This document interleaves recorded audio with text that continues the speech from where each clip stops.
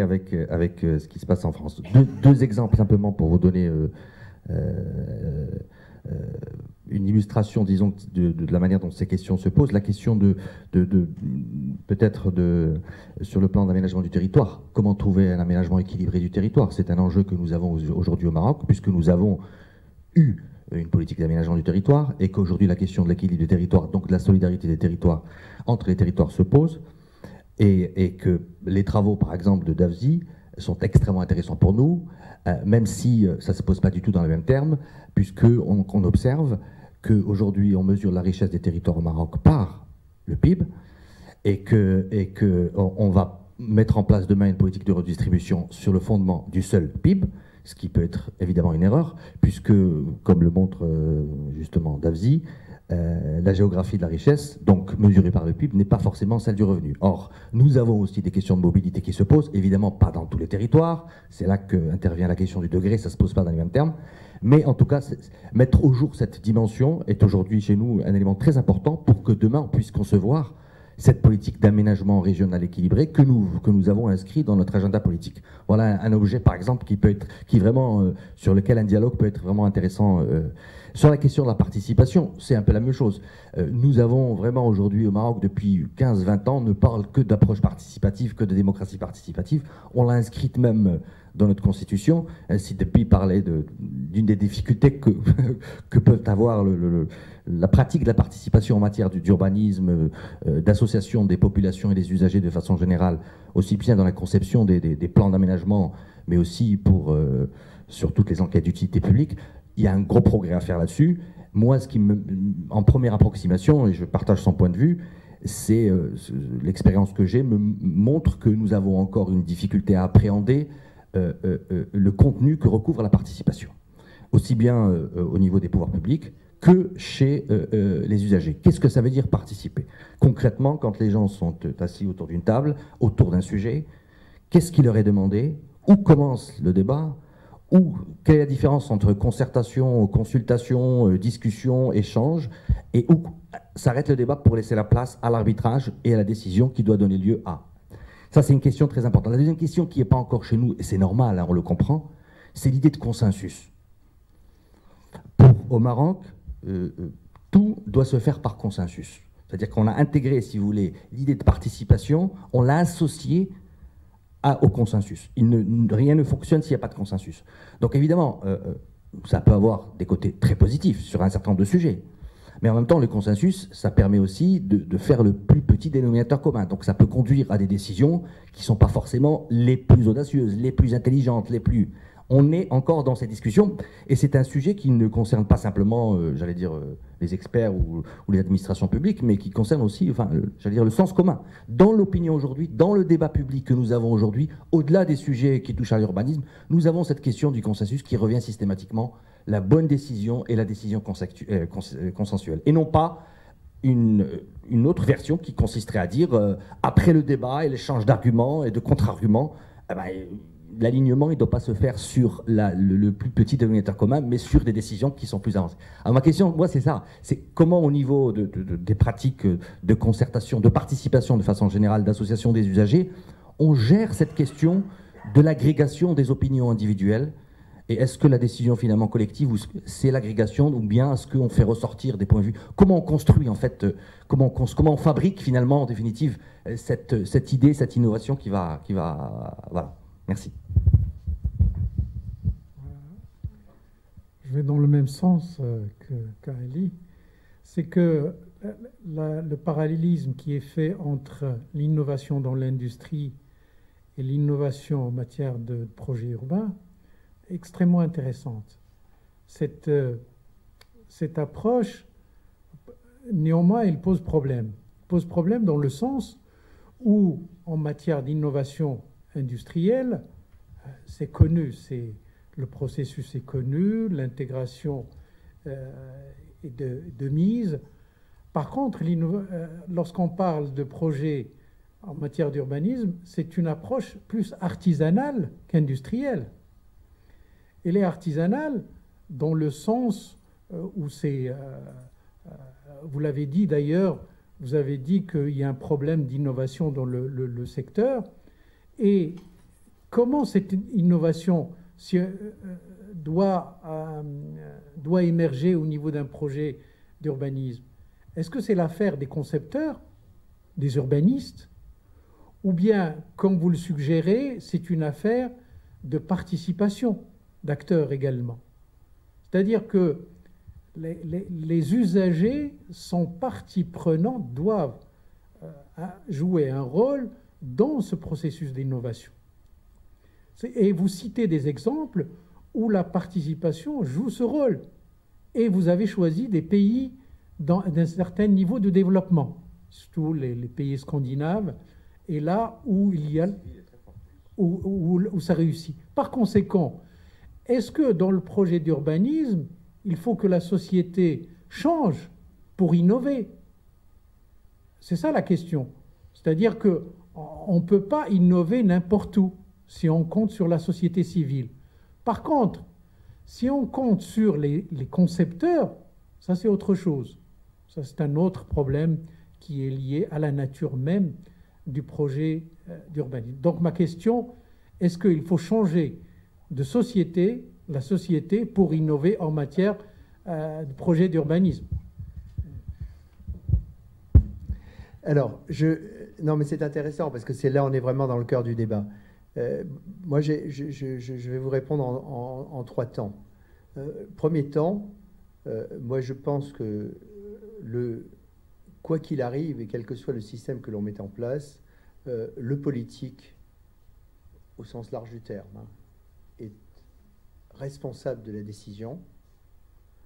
Le concepteur est responsable du design et l'usager détient une connaissance tacite qu'il est question de faire remonter dans le projet.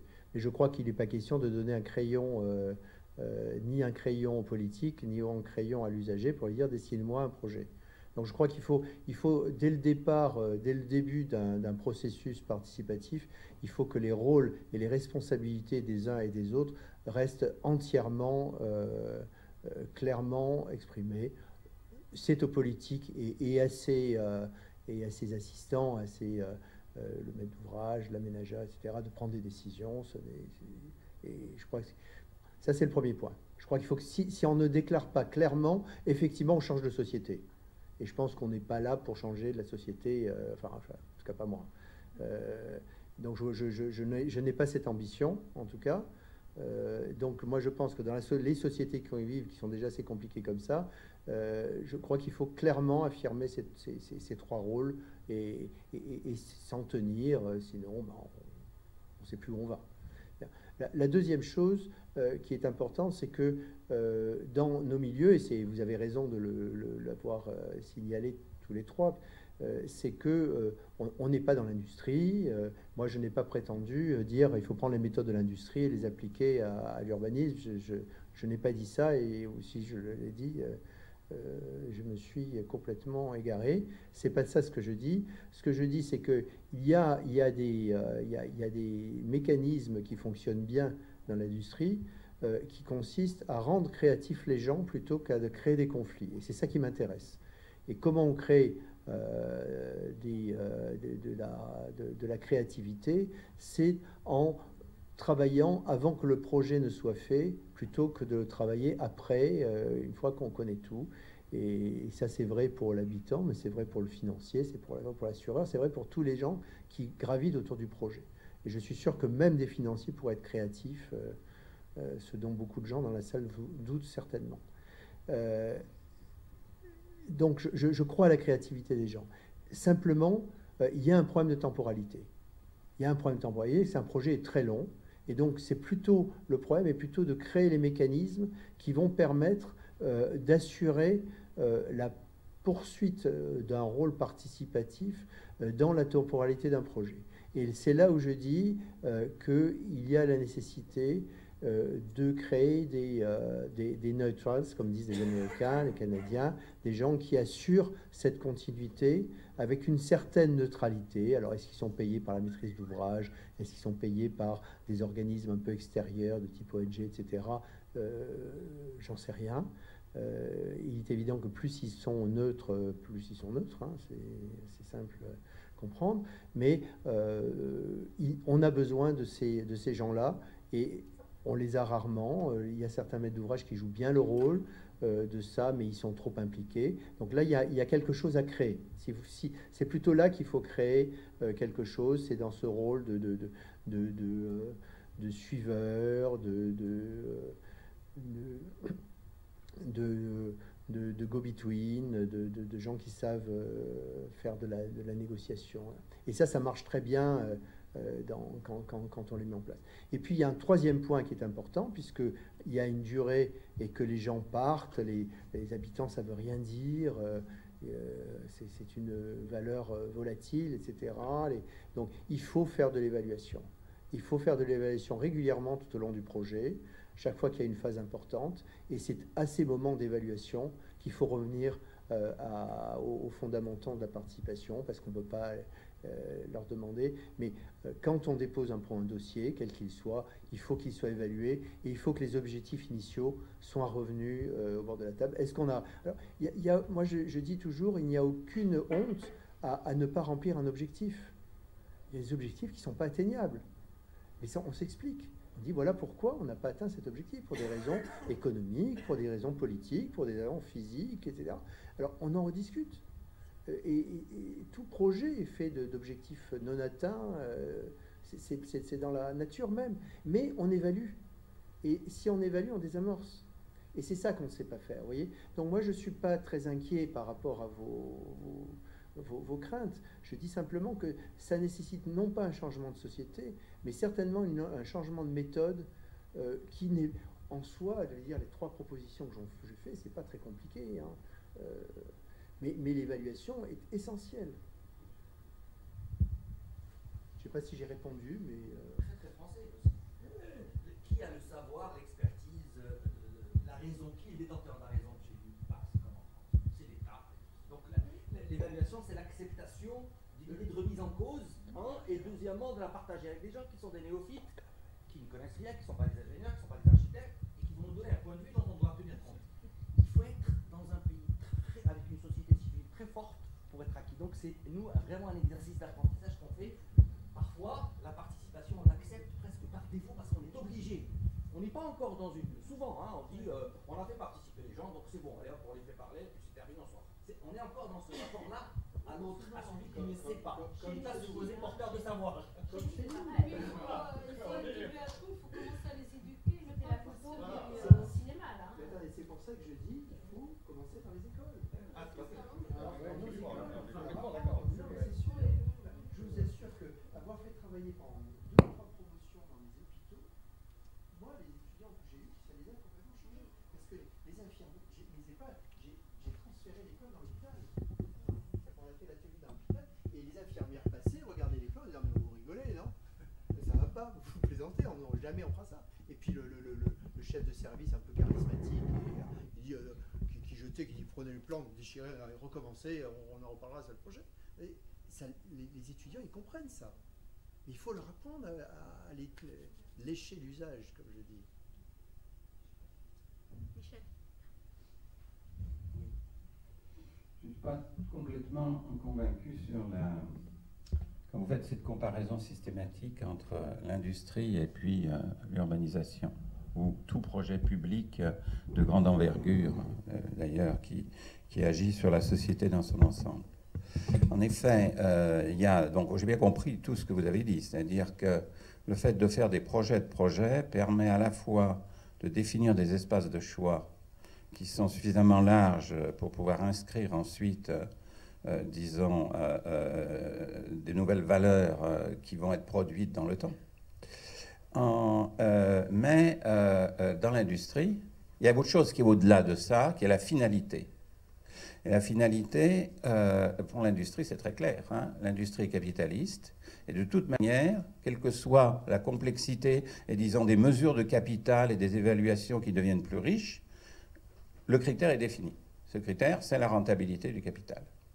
Quand vous êtes dans un espace qui, disons, consiste à structurer des relations, disons, de nombre d'individus humains cherchant une cohésion sociale. Le problème est beaucoup plus compliqué puisque la finalité, c'est le welfare social. C'est approfondir. La soutenabilité, c'est ça, fondamentalement. Faire en sorte que le welfare social s'accroisse. Or, le welfare social n'est pas l'agrégation. Ça, c'est un résultat d'un théorème qui a été démontré il y a plus de 50 ans, n'est pas l'agrégation des utilités individuelles. Et donc, sa définition, en fait, opérationnelle, n'a pas jamais été connue. Enfin, la solution, elle se trouve dans des travaux philosophiques, c'est-à-dire dans ce que dit Rawls sur la justice, hein, le principe de la justice, ou dans ce que dit Sen notamment sur la question des capacités, etc. Mais arriver à fabriquer, donc ça veut dire qu'on n'est plus du tout dans l'espace qui est celui des coordinations industrielles. Et la question aujourd'hui, c'est que cette finalité-là, qui n'a pas encore trouvé, disons, de mode opératoire en ce qui concerne le lien du politique et de la société civile, en fait. Et je ne suis pas sûr que ce qu'on a dit ce matin suffise à disons, donner une voie, je ne dirais pas une réponse, mais une voie vers ça. Alors ça, c'est une transformation de la société, en fait.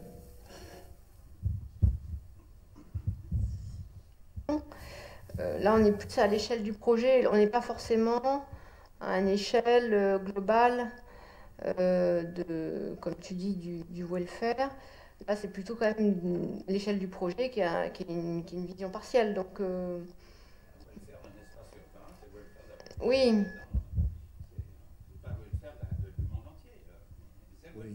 Oui, mais encore une fois, je n'ai pas prétendu qu'il fallait faire des transferts méthodologiques d'un part à l'autre. Je reviens encore peut-être sur ce que j'ai essayé de dire, c'est que aujourd'hui, dans notre domaine, il y a une lacune formidable, c'est qu'on n'intègre pas tout simplement la connaissance tacite des gens dans nos projets. Moi, je fais relativement peu de philosophie, hein. Je suis dans une approche assez pragmatique du projet, qui est effectivement, moi, le projet de ville, de toute façon, je ne sais pas ce que c'est, j'en ai jamais vu, sauf à Brasilia, pour moi, ça n'existe pas. Donc, je ne... Pardon, oui, en plus. Oui, donc moi, ce que je sais, c'est que 90% ce qu'on fait, c'est de construire dans les villes ou sur les villes ou au-dessus des villes, et que ça, ce sont des travaux de couture, des travaux de réaménagement, de réintégration. Alors parfois, il y a des extensions, mais enfin, ça reste encore dans l'ordre de l'agrégation de ville sur la ville. Et moi, je me situe dans cette logique-là, qui est beaucoup plus modeste et qui consiste à dire, voilà, on travaille sur un tissu urbain, mais sur un tissu social et un tissu économique. Comment faire en sorte que les gens qui sont en charge de la transformation de ces tissus puissent prendre mieux connaissance de la connaissance tacite qui existe sur le terrain, que l'on ignore aujourd'hui totalement. Et je dis, on peut trouver dans l'industrie, et c'est la seule référence que je fais à l'industrie, on peut trouver à la fois des outils et des méthodes qui sont intéressantes pour développer de la créativité, pour révéler de la connaissance tacite. Je ne vais pas beaucoup plus loin. Je suis désolé de ne pas me monter mais moi, j'en suis pas capable. Moi, je reste à un niveau très, très modeste, qui est de dire, moi, je gère un projet, j'apprends à des jeunes à gérer un projet, j'observe comment des vieux font des projets, et je dis, ça ne peut pas continuer comme ça. Et je dis, il n'y a que deux moyens. Le premier, c'est de faire le projet du projet, c'est-à-dire de mieux révéler en amont les interactions entre ces connaissances tacites et puis les connaissances de projet et puis les connaissances urbaines, et puis assurer un suivi tout au long du processus à travers des médiateurs. J'ai mal répondu à votre question tout à l'heure, mais c'est vrai qu'il y a des institutions, il y a des associations, des ONG, des architectes qui se sont spécialisés dans cette médiation et qui font ça relativement bien.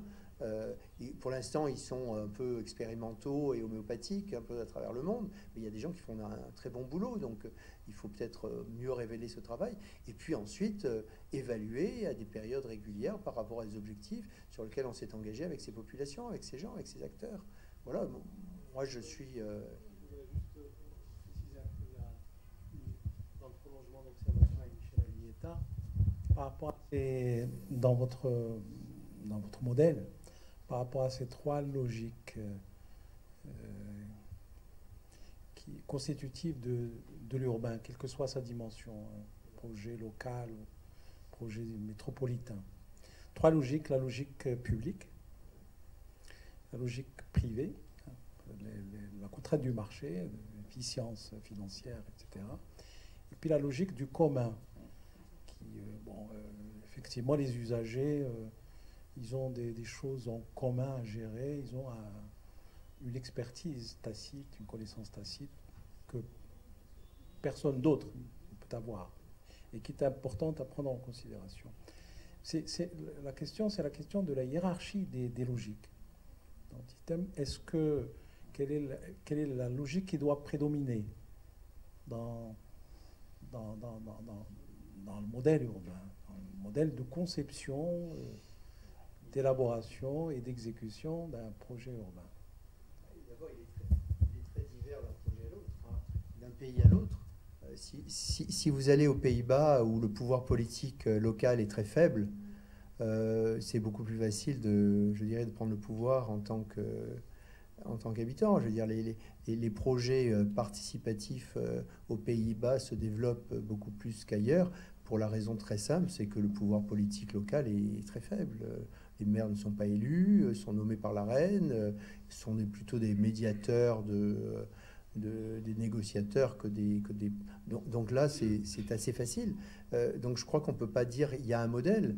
Je veux dire, ça dépend du contexte, ça dépend de la volonté politique d'agir.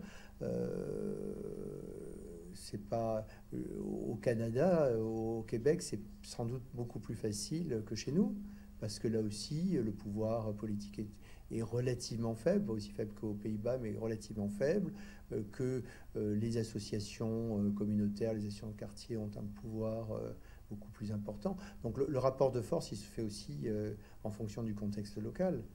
Et puis, il y a des villes qui décident de mettre en place un processus fort. C'est le cas de l'agglomération lilloise chez nous, où les politiques autour de l'agglomération lilloise ont dit « nous voulons mettre en place des processus, etc. » Alors, qu'il faudrait analyser, parce qu'il y a comme tout processus qui se met en place, il y a des erreurs, il y a des loupés, mais il y a aussi des avancées intéressantes. Donc, là, c'est des choses qui sont en cours, donc il faut les observer. Donc je crois qu'il n'y a pas un modèle général, universel. Il est très, très lié. Mais je pense quand même que c'est le pouvoir politique qui dicte tout le reste. Hein.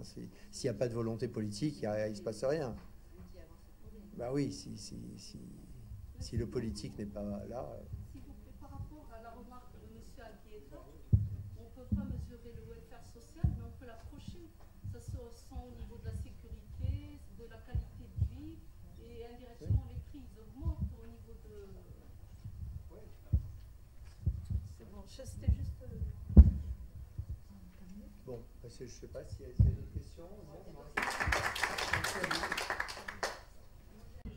Des usagers, je trouve que c'est important parce que au niveau de Rabat, il y a une grande avenue et ils ont mis au milieu, tout au long, une pelouse.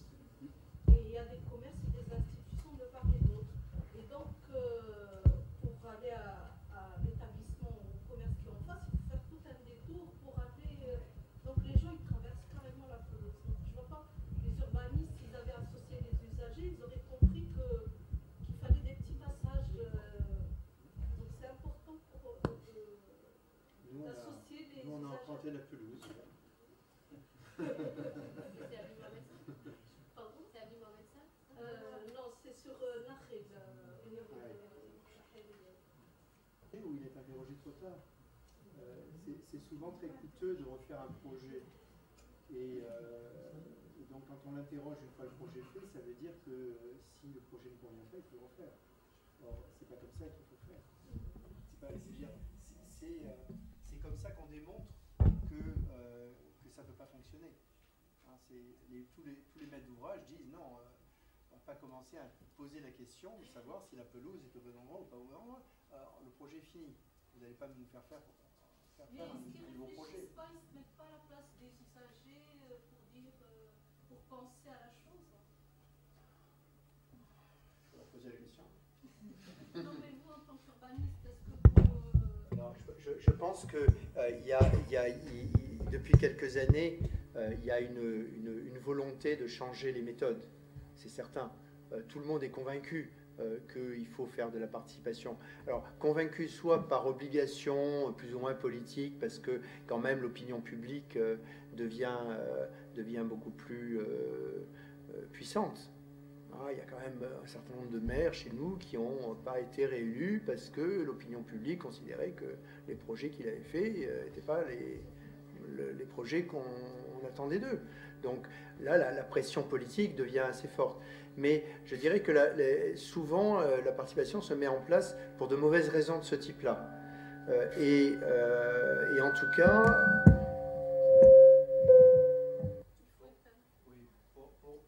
Pour d'autres raisons, les méthodes ont beaucoup de mal à se mettre en place. Alors, ce n'est pas uniquement d'ailleurs des mauvaises volontés des acteurs. Je suis sûr qu'il y a plein d'architectes, il y a plein de maîtres d'ouvrage qui aimeraient entrer dans ce processus. Mais c'est vrai que aussi le cadre institutionnel, le cadre juridique même, ne facilite pas les choses. Le fait qu'on choisisse des architectes en concours, je ne suis pas contre les concours, mais c'est vrai que quand le concours est fait, une grande partie du projet est fait, et on n'a pas encore eu de contact avec les usagers. Bon, oui, donc je veux dire, les façons de faire, non, ça je supporte pas, moi je préfère parler un peu fort. Je sais pas, vous m'entendez là? Le cadre ne facilite pas non plus la procédure de dialogue. Bon, et puis il y a quelque chose dont j'ai très peu parlé, mais qui est essentiel, c'est qu'un projet dure combien de temps? 1 an, 2 ans, 3 ans, 4 ans. Alors, je connais des projets qui durent 10 ans. Mais comment avoir un dialogue régulier avec des gens qu'on appelle des usagers sur un processus de 10 ans, même de 5 ans? Alors, ce qui fait qu'il y a un relais qui se prend par les associations, mais les associations, ce sont souvent des professionnels de la participation qui s'emparent du processus et qui deviennent eux-mêmes des fonctionnaires de la participation, hein, des professionnels, et donc ça perd aussi de son intérêt. Et donc c'est pas simple. Je dis pas que j'ai dit que c'était très complexe. C'est logique, donc co-innovation multiniveau et à la fois multitemporalité et interaction avec des boucles. Où et quand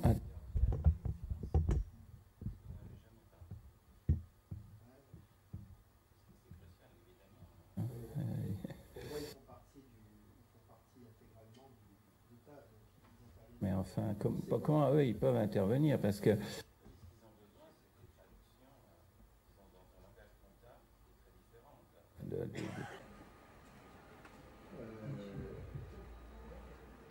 les projets, enfin, j'ai une réponse qui est une boutade, c'est qu'effectivement les financiers sont parmi les gens qui empêchent ce genre de processus de participation, parce qu'effectivement ils veulent très, très en amont avoir des solutions. Le mécanisme est suivant. Un maître d'ouvrage, par définition, n'a pas d'argent. Ou relativement peu d'argent en fonds propres. C'est pas sa vocation que d'avoir des trésors de guerre.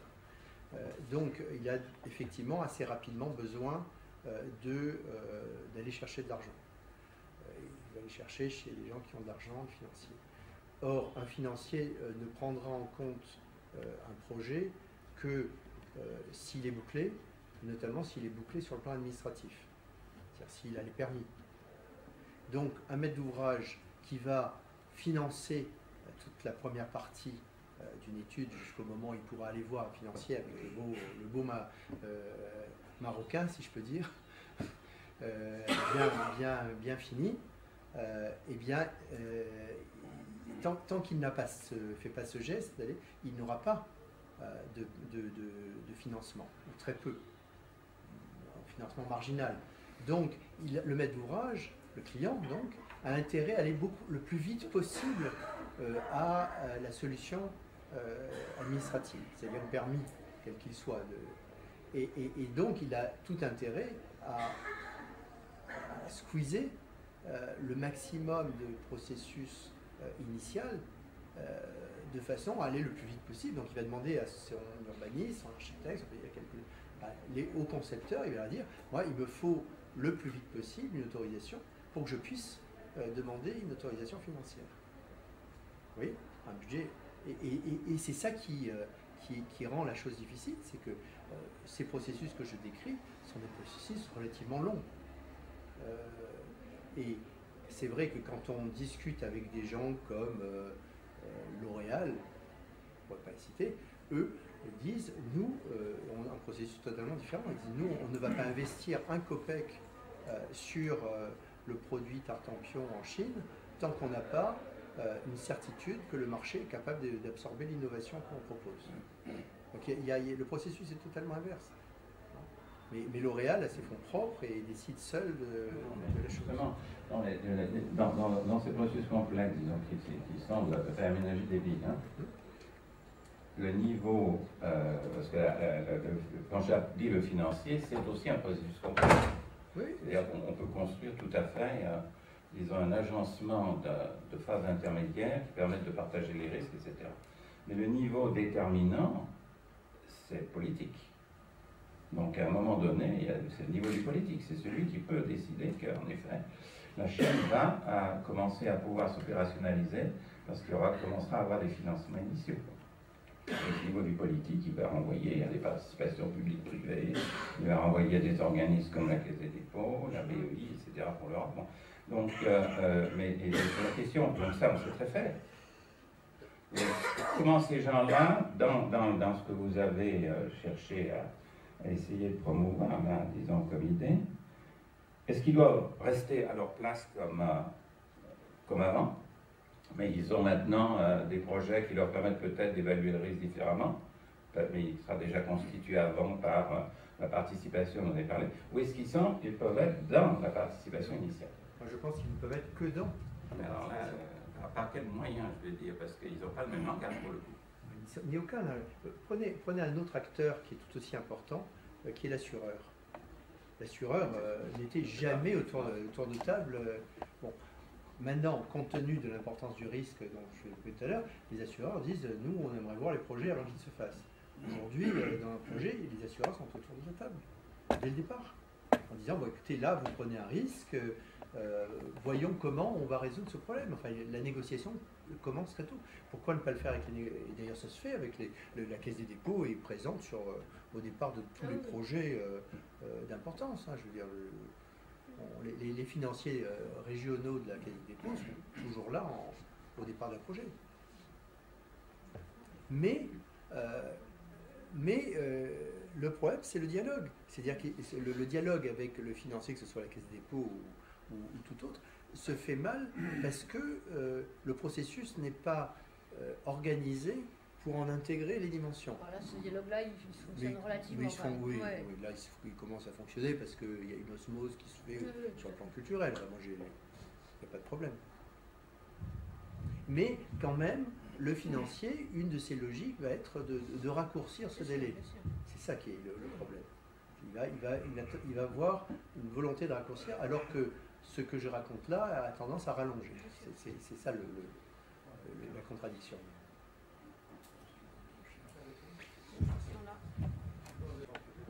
Le même ordre d'idée. Non, mais ça va pour l'enregistrement. Ah, pour l'enregistrement, Merci. Merci. Dans le même ordre d'idée, dans une participation, il y a, comme vous l'avez souligné, plusieurs acteurs avec des logiques différentes.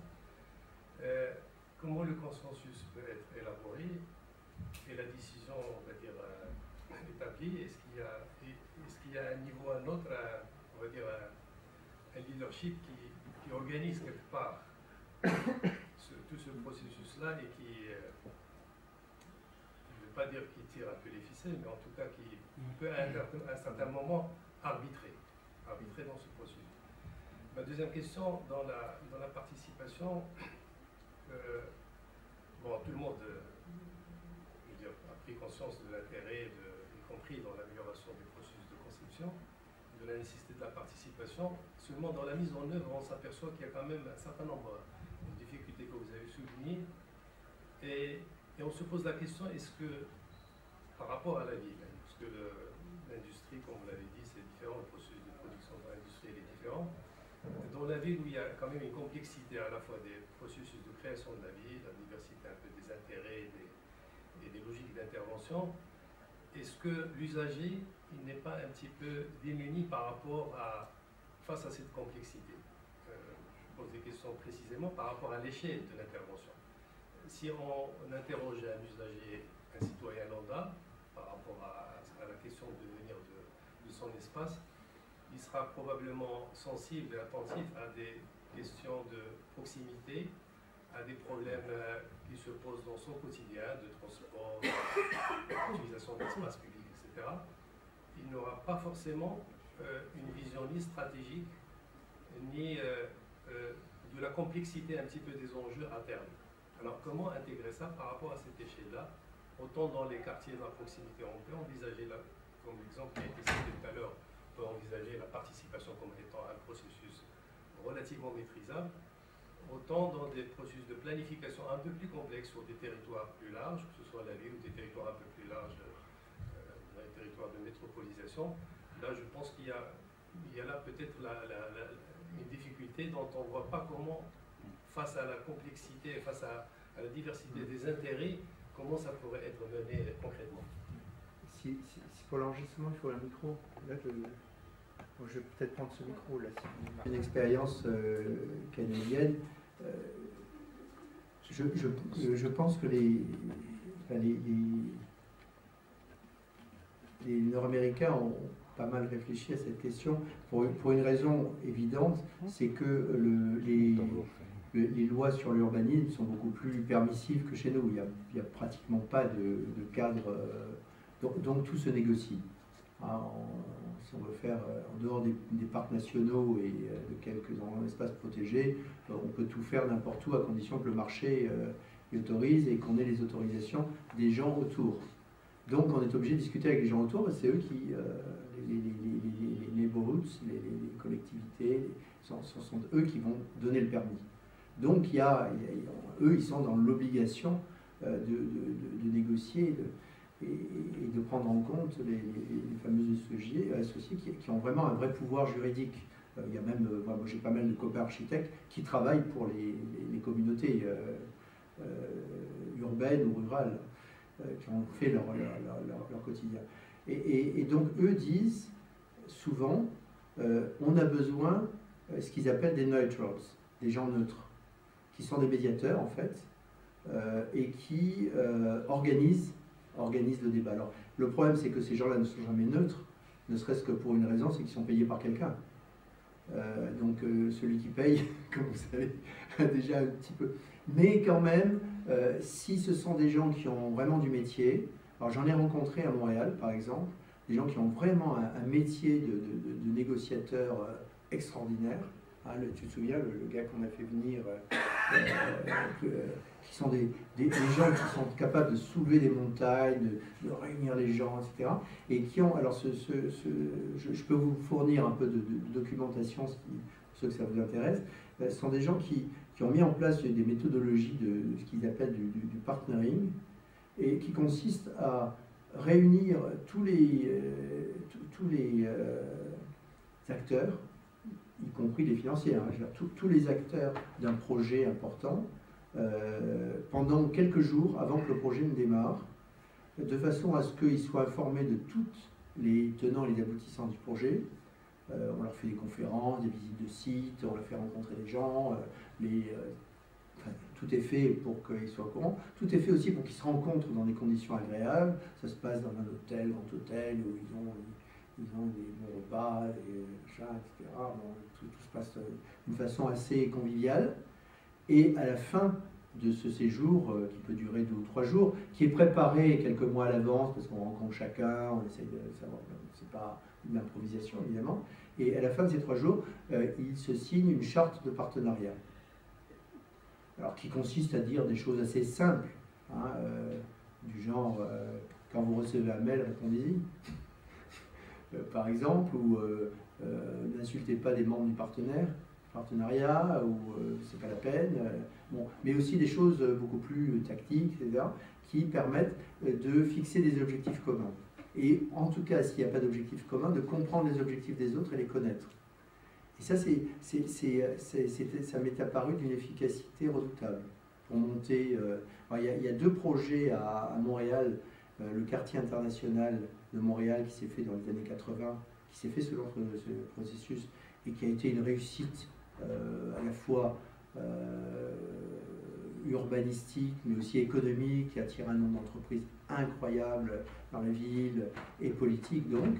Et puis plus récemment un quartier, je ne sais pas si vous connaissez Montréal, mais le quartier central de Montréal qui s'appelle le quartier des spectacles, où il y a la philharmonique, l'opéra, le théâtre, le musée, le machin, etc., autour d'une place qui était complètement désarticulée. Ils ont complètement réaménagé pour accueillir des festivals en été, etc., et notamment le festival de jazz qui a une réputation mondiale. Et là, ils ont réussi avec des acteurs terribles, hein, un directeur de théâtre, faire un projet d'urbanisme avec des directeurs de théâtre, un directeur d'opéra, et ça va être horrible. Ce sont des gens qui ont des idées bien arrêtées. Bien, ils ont réussi en très peu de temps à faire des projets, un projet remarquable, en mettant en place cette méthode de partenariat en amont, avec tous les acteurs, une compréhension. J'ai trouvé ça très très remarquable. Donc je crois, alors pour répondre un peu à votre deuxième question, les acteurs sont démunis. Moi je ne veux pas croire à cette version-là. Je sais qu'elle existe, que les gens ne sont pas familiers des problèmes d'urbanisme. C'est vrai qu'ils ne comprennent pas les grands enjeux. Mais je crois que les gens sont plus intelligents qu'on le croit. Ils savent défendre leur point de vue et on ne leur demande pas de construire des villes. On leur demande d'avoir une vision de ce que pourrait être la ville. Et ça, les gens le savent.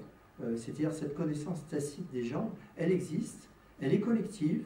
Il ne faut pas faire du porte-à-porte et rencontrer les gens individuellement. Il faut créer des collectifs, engager le débat. Et moi, j'y crois. Mais évidemment, c'est une croyance un peu personnelle, hein, qui est basée sur une certaine expérience, sur une certaine observation des choses. Et je crois qu'il faut... mais il faut utiliser les bons outils.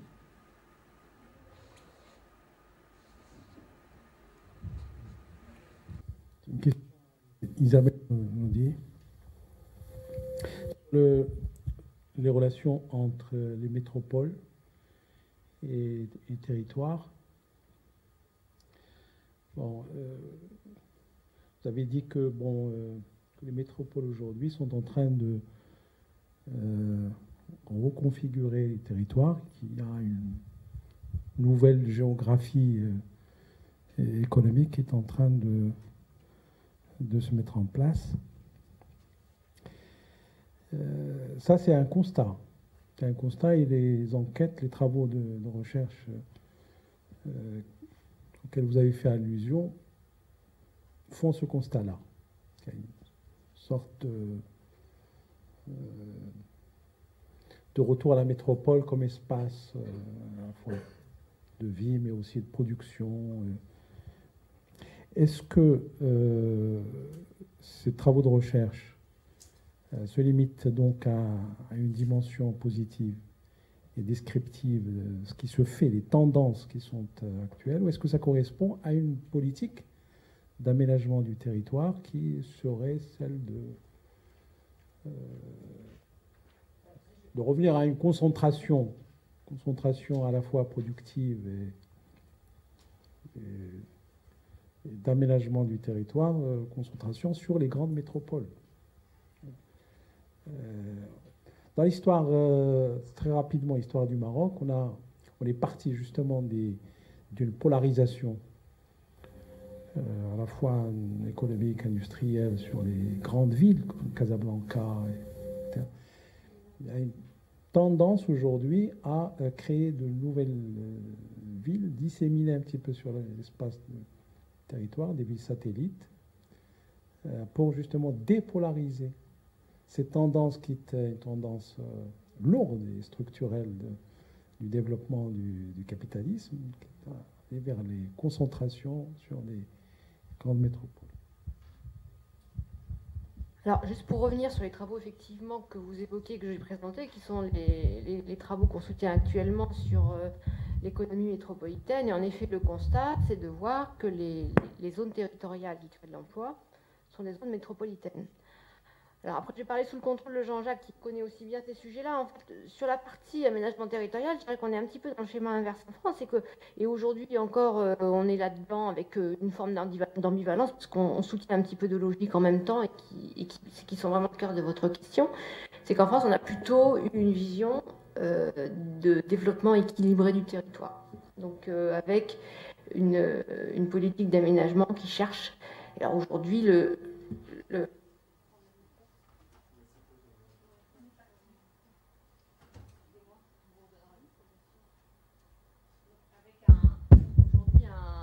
on va même très loin dans cette vision-là, puisqu'on a créé un commissariat général à l'égalité des territoires. Donc, on est vraiment dans la vision de l'aménagement du territoire qui a pour rôle de donner aux gens que faire se peut les mêmes services et les mêmes accès aux services aux différents territoires, aux différents habitants dans les territoires. Quand on regarde les métropoles aujourd'hui, en fait, ça correspond à tout un maillage de métropoles d'équilibre qui avait été dessiné, je ne sais pas exactement, dans les années 60, ou je sais pas, il y avait eu toute une série de métropoles d'équilibre. Donc vraiment dans cette vision équilibrée du territoire, de développement du territoire. Cette vision équilibrée a été en plus renforcée par les phénomènes, par les mécanismes de redistribution des revenus et puis aussi de présence publique dans les territoires, des services publics dans les territoires. Donc, et donc, toujours pour citer Laurent Davzy, dont on parlait tout à l'heure, ce qui montrait dans ses précédents ouvrages, c'est que alors que la géographie productive produit de la différenciation territoriale, que ce soit un espace national, mais encore plus à une échelle européenne, inversement, la redistribution publique, que ce soit le financement des collectivités locales ou la redistribution via les systèmes sociaux, elle produit de l'égalisation. Donc il y a tout un travail où on regarde les courbes de production et de revenus par territoire, et on voit qu'il y a, sur la période récente, une convergence sur les revenus qui est assez déconnectée de l'évolution de la production des territoires. Donc on est vraiment quand même plutôt dans cette logique-là en France, d'un aménagement équilibré des territoires. Il y a encore pas très longtemps, on était sur une décentralisation à marche forcée, où on décolocalisait des grands services publics ou des grands établissements publics dans les territoires. Et typiquement, encore une fois, l'avant-dernier ouvrage, livre de Laurent Davzy, montre qu'on a réussi à faire du développement résidentiel qui a contribué à l'égalisation des revenus dans les territoires.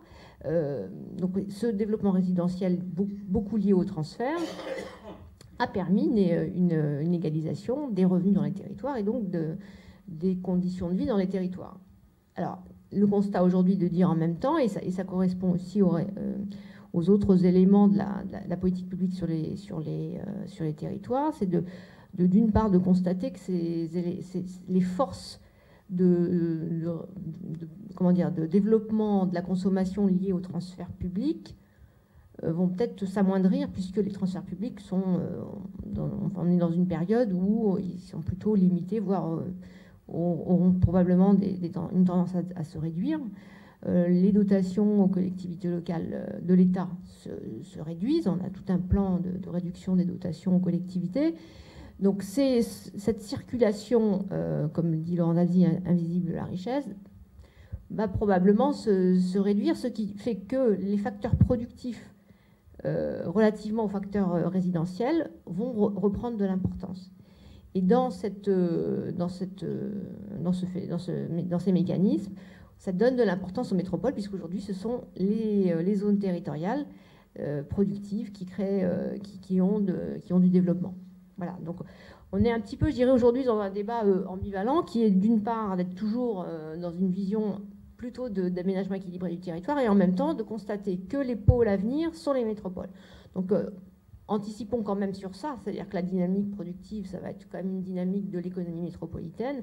Et qu'est-ce que ça veut dire, du coup, comme vous posez, en termes de dynamique économique, avec la question qui est pour nous essentielle, de savoir comment ces pôles métropolitains entraînent le reste du territoire. Et donc, est-ce que ce sont les secteurs économiques eux-mêmes, enfin industriels eux-mêmes, qui vont avoir les effets d'entraînement, ou est-ce qu'il faut plutôt considérer l'ensemble de l'agglomération, enfin des zones d'emploi comme des écosystèmes avec une logistique urbaine au sens très large, hein, je veux dire, quand on fait fonctionner des transports, il faut des conducteurs de tramway, ou quand on ouvre des restaurants, il faut des serveurs dans les restaurants, et tout ça, ça fait vivre une zone d'emploi qui va plus loin que la métropole elle-même, hein. Donc, on pense que les métropoles sont des écosystèmes qui vont avoir effectivement vocation à irriguer des dynamiques économiques. Ça rejoint un petit peu les tensions qui ont été que Michel Aglietta hier a fait allusion entre politique et économie. Disons qu'on a les deux en France aujourd'hui. On crée à la fois les métropoles, mais on continue à avoir une vision. On a aussi le commissariat général à l'égalité des territoires. Ces dynamiques économiques sont là face à peut-être... Là, c'est là où, en fait, effectivement, il faut adapter les politiques. Il y a un aller-retour en permanence avec le terrain. C'est pour ça qu'on travaille beaucoup proche du terrain. Puis je termine un dernier point avant de donner le micro à Jean-Jacques Thérin.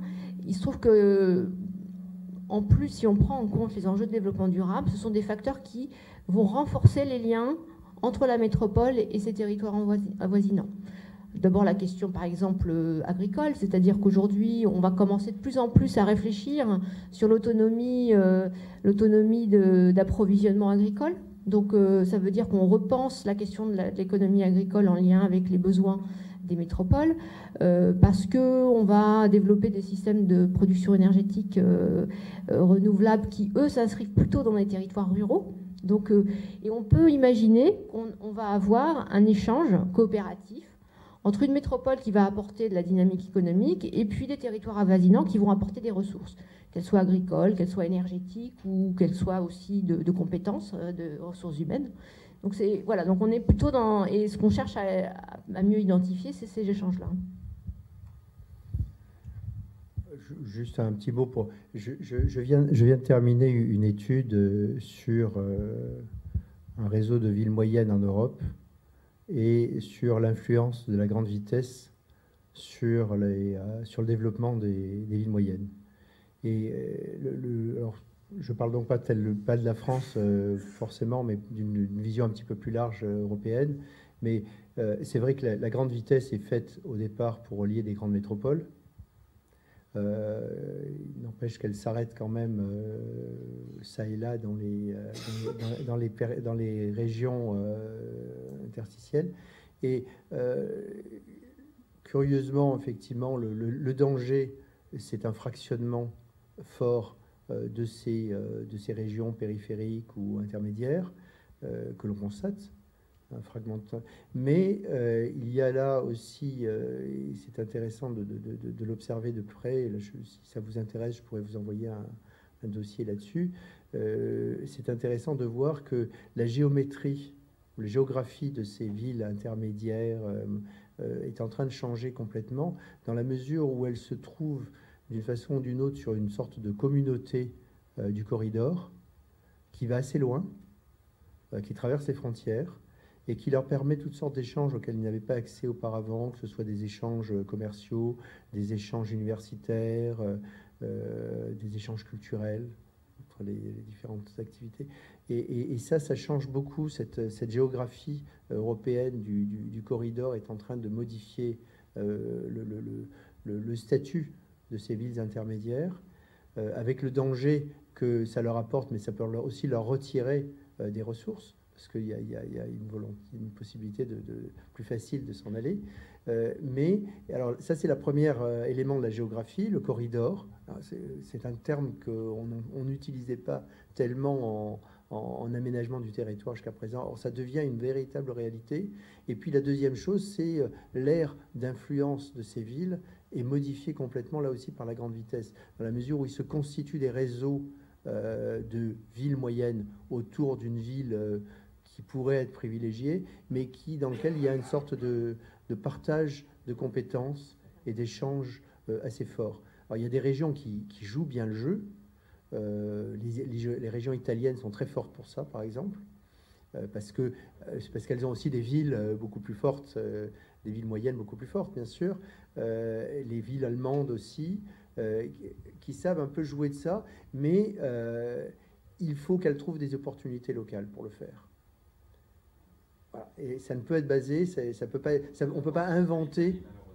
Oui, mais on ne peut pas inventer des opportunités. Je veux dire, on ne peut pas créer du tourisme, on ne peut pas créer grâce à ça de l'économie. Donc c'est assez intéressant à observer et assez complexe comme ça. Ça c'est vraiment important, le maillage des villes moyennes. Hein. C'est parce qu'aujourd'hui, quand on parle des métropoles, on parle des 13 métropoles. Hein. Donc c'est vraiment des pôles très concentrés qui sont, je sais pas, plus de 500 000 habitants. Donc en revanche, c'est un enjeu très très important de capacité à entraîner le territoire, c'est de voir comment ces métropoles vont s'insérer dans le maillage des villes moyennes. Parce qu'on a quand même ces villes moyennes en France aussi. Donc aujourd'hui, le réseau s'appelle Ville de France. Je pense qu'il faut aussi réfléchir à cette interaction entre le réseau des villes moyennes et les métropoles pour arriver à cet entraînement du territoire. Parce que vraiment, l'enjeu des métropoles, encore une fois, 13 métropoles, c'est bien, mais c'est comme 13 régions, enfin, on y met chaque région à sa métropole, enfin voilà. En même temps, l'enjeu, c'est de savoir comment ça entraîne le territoire. Enfin, quel équilibre du territoire on fait autour de ces pôles. Effectivement, le réseau des...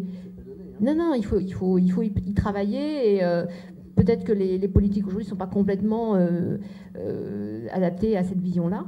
En tout cas, nous, on l'anticipe. C'est vrai qu'on se dit que travailler sur ce sujet d'interaction entre les métropoles et le réseau des villes moyennes, c'est important.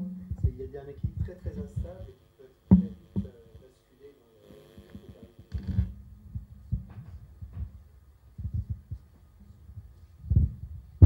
dans qui sont très très riches et qui font vraiment écho à des préoccupations qui sont les nôtres au Maroc aussi. Il y a sans doute une différence davantage de degré dans la façon dont les problèmes se posent que de nature, à mon avis, qu'il s'agisse aussi bien de la question de la participation en matière d'urbanisme